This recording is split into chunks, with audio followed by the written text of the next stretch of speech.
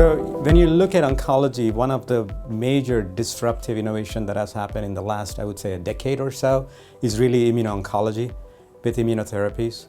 A massive impact on human health in different tumor types. It's a growing process right now. The key use of checkpoint inhibitors has really shown that how you can use your own immune system to combat this deadly disease. Then came the CAR-Ts, the chimeric antigen T-cell therapies, where multiple players are shown that there are clinical responses, and more importantly, they're curable.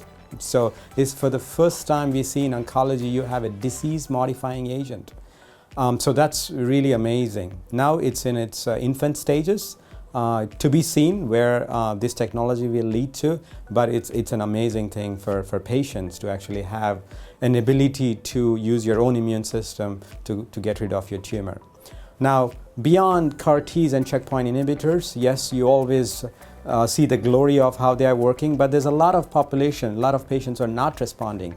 So what are we doing for those non-responders? Any medication you look at right now, you have 20 to 30% responses, but you have these other 70% non-responders. So there's a lot of innovation going on over there to, again, engage your immune system in multiple ways, vis-a-vis T cells using bispecific molecules, or tumor microenvironment, NK cells, myeloid-derived suppressor cells, so on and so forth. So there's a lot that's going on right now in the immuno-oncology field. It's an exciting time for researchers, for drug developers, and more importantly, it's an exciting time for patients. Yeah, so coming to Convergence in oncology is, as the name stands, it's really converging all the ideas and technologies and people together. So one of the expectations I have is to really connect with people to see what they are doing in their hospitals, in their labs, in their research functions, so on and so forth, and also from a policy aspects of it. We are developing these really expensive medication. Who's going to pay and how are they going to pay for it? So there's a lot that's going on at different levels. So my hope, it's a baby step. I'm hoping to actually connect with people to really understand what they're thinking and what's cooking in their shops.